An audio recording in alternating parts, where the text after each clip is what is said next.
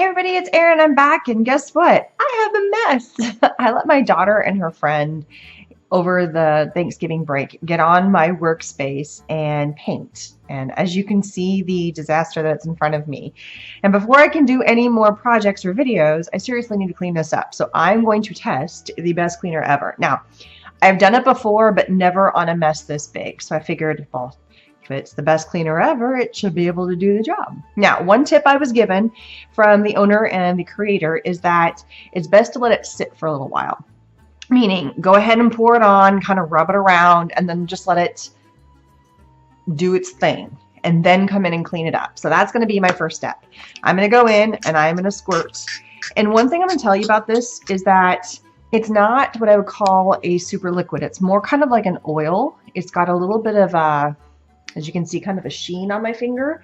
It's not a harsh chemical cleaner. And even on here it says earth-friendly solvent, non-toxic, non-hazardous, biodegradable, no harmful fumes, and it's used for all different kinds of stuff. This is just one of many, and because I have an amazing mess, I am going to try and clean it. So I have used this for about 5 or 6 different things, and the bottle is only to here. So I've used this much of the bottle, and I still have that much left, which is not too bad. I'm now going to take my finger, since this is non-toxic, and I'm just going to rub it in. And just let it do its thing and try and start cleaning up. And it feels, like I said, it feels like an oil, which is kind of cool. Really get in there. I can go wash my hands while this thing is kind of doing its thing and soaking. So really have it get in there and just do its thing. Now, my mat has been going for a long time. There's no way the thing is going to get 100% backed, like straight out of the packaging. But it's going to definitely be a heck of a lot better than it is right now. So I've sprayed this on. I'm going to put a little bit more. Just want to make sure that it's getting a good coat everywhere there's stuff. And now I'm going to let it do its thing. I'm just going to let it sit. Now that I've rubbed it in, if this bothers you doing it with your hands, then by all means go in and get a cloth and wipe it in, or however you want to do that. But I'm going to let this sit for probably about, let's give it 5 minutes, and we'll come right back in a minute and I'll show you what's going to happen in 5 minutes. Okay, let's give it a try. Now I am going to use a little tool. This is a squeegee tool. I actually use it with all kinds of stuff, but edge of a credit card, an old any kind of a hard surface that's got an edge will work just fine. And I'm just going to come in and just do this. It's as simple as that. And what I'm doing is I'm pulling it off. I'm not damaging the mat. The oils are happening to get in there and help loosen everything up. But I also need to pull the paint up because this is acrylic paint, and it's fortunately on my nonstick mat. Some of it got on my actual workspace here, and that's just not going to come up because it's just got painted on. But on here, it's coming up no issues. So I'm going to keep on doing this and speed this up and go through on all the spots, especially where there's paint, the acrylic paint. Some of the stuff is not acrylic paint, and you can see my fingers already starting to pull it up. You can see it's starting to kind of get a groove on it. Oh, well, maybe not because it's off camera. So right here, this is a section that's not paint. It's something else. I think it was a mist, and you can see it's starting to change color. I'm going to pull that up a little bit. So that's just my finger rubbing, which means it's starting to pull up anything that's underneath there, which I think is pretty darn awesome. So I'm not even pushing that hard. I'm just moving my finger around, and it's starting to kind of pick up all those colors from maybe inks, from sprays that I had. It's been a while since I've actually truly cleaned this mat. Sorry for the camera wobble. Camera's mounted to the table and I'm moving the table around. So it's just me moving around and picking up all those. I mean, look at this little loose bit. It's coming right off. Around the edges where it's kind of pulled a little bit more. But the paint pieces, I actually have to kind of scrape off, but it's making it really easy with the squeegee. And the best cleaner ever is really doing its job. So, oh, that just pulled off beautifully. All right, so I'm going to go ahead and speed up and keep working away at this.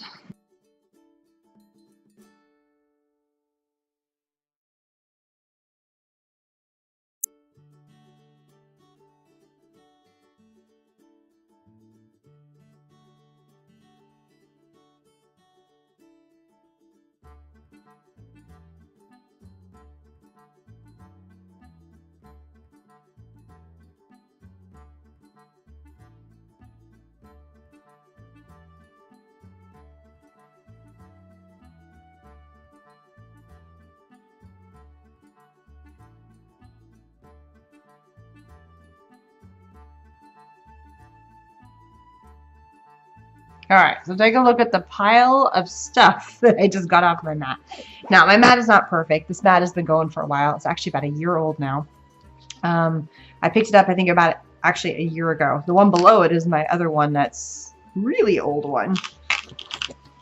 And it's got a lot of bumps and bruises on it too. Part of the reason why my mats, and this is one of the Tim Holtz mats, get a little bit yucky, it's because I don't just do paints and the normal stuff. I end up doing a lot of heat on it, and I do alcohol on it, like rubbing alcohol. And so I think that gets into the non-stick section and kind of messes it up. But it still functions. It just doesn't look as clean and beautiful as Tim Holtz's mats. When I went to his class, I saw Mario cleaning it up. And he was using a little tool, he probably sells that tool is my guess, that helps clean up the mat. But every time he was done doing with the class, they would go through and they would clean up the mat, you know, at the end of that class. And they were still really pristine. But they also do all the products that he knows are safe with the mats. I don't. I do just about everything on there. I mean, lots of stuff gets stuck to this. So, I mean, just look at that mess. I'm going to get my paper towel and we'll wipe that up. Now, before I actually, I mean, just look at that. Ugh. Now, before I actually call this done, I am going to take this over to my sink and then just wash it in my sink real fast. And I'm going to bring it back and show you.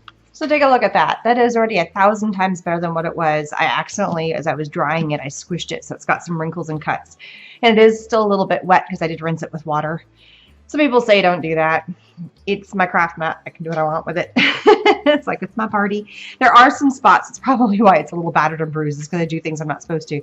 Like I said, it's got some stains in there just because I've used things on here that you probably shouldn't have, but it functions the way I love it to, and it cleaned up amazing with my best cleaner ever. A little squirt, let it sit for 5 minutes, and it was good to go. So tons better. All right, we are now going to work on my clay surface. So this is one that I've used my clay, and unfortunately I've gotten some paint on here, I've gotten some other things on here, and I've never really fully gotten it clean. So this is what it starts looking like, and we're going to see if we can do anything with this. So we're going to do the same thing. Take our cleaner, squirt it around.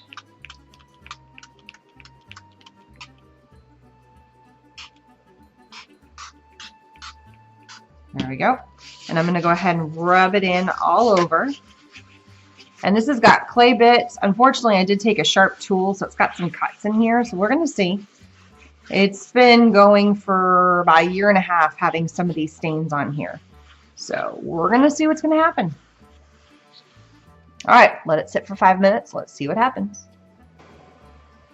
Okay, let's see what's going to happen. I'm going to use my squeegee again, and let's have some magic happen.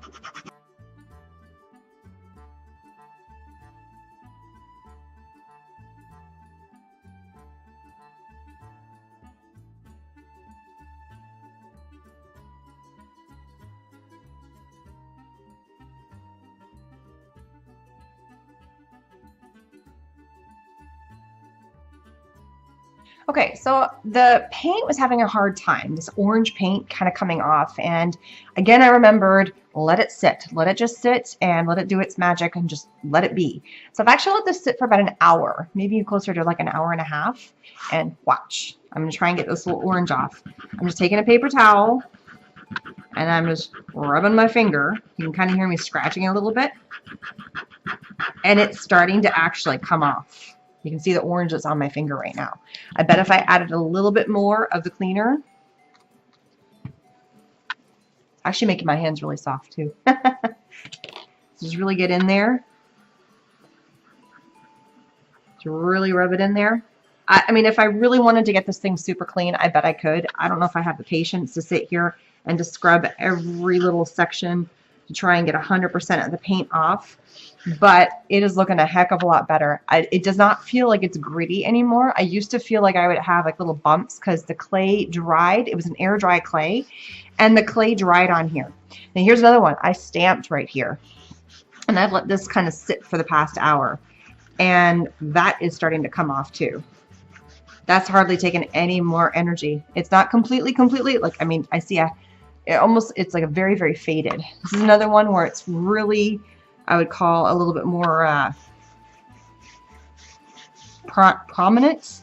And again, I've let it sit for a while and I'm coming in and it's wiping so well off. So a lot of the stains that were on here, I've just let them kind of sit and do their thing. And they are definitely starting to come clean. I'm not as worried about a lot of it. I don't need this to look like it came from like out of the package, but I wanted it cleaner than it was. I wanted it a lot more functional, and it definitely is. There's still a couple spots where I feel like I need to work it a little bit more, like right in here. Now that I've cleaned up some of the other bigger messes, ones that weren't as important are a little more important to me. And it's coming off a heck of a lot easier now that I've let it sit. And this is another section where some of this was some clay. I was mixing the clay with paint, and then the paint got on the mat, and that's how that whole thing happened.